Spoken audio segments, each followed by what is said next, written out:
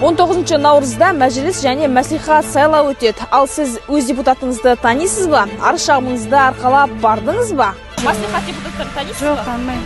Өзіңіздің аумағыңыздағы депутатты танымайсыз ба? Жоқ. Негізі арыз шағымыңызды арқалап барған жоқсыз вообще, иә? Жоқ, барған жоқпын. Танисыз ба? Жоқ, мен асықсың. Жалпы сайланып жатқан. Танымаймын. Мәслихат депутаттарын танисыз ба? Жалпы осы Жамбыл облысындағы. Негізі сіздермен кездескен бе еді? Мен білмеймін. Кімді? Мәслихат депутаттарын танисыз ба? Танымаймын. 19 сайлау ғой, білесіз бе? Білемін, иә. Кімге дауыс бересіз бе онда? Жоқ, танымаймын, танымағансыз кім көреміз енді сайлау кезінде барып. Танымаймын. Көрген емеспіз. Әйтеуір депутат болып отқан жақсы көреді бәрі. Қанша айлық алып жатыр ғой олар. Білген де емеспіз, жағдайымыз ешкім сұрамайды.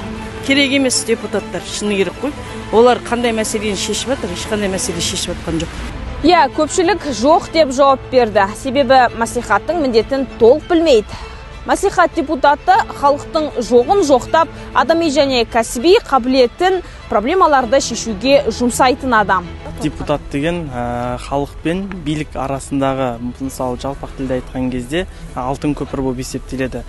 Депутат сол округтен сайланып шыққан халықтың мәселесін көтеріп, соның шешу жолдарын әрмен қарай жоғары билік немесе осы жергілікті атқарушы органдарға жіберіп, соның мәселесін көтеріп, шешімін тауып беретін уәкілетті орган болып есептеледі. Айтып өз округында депутат бар деп, сол өз округындағы депутаттар көп санайды.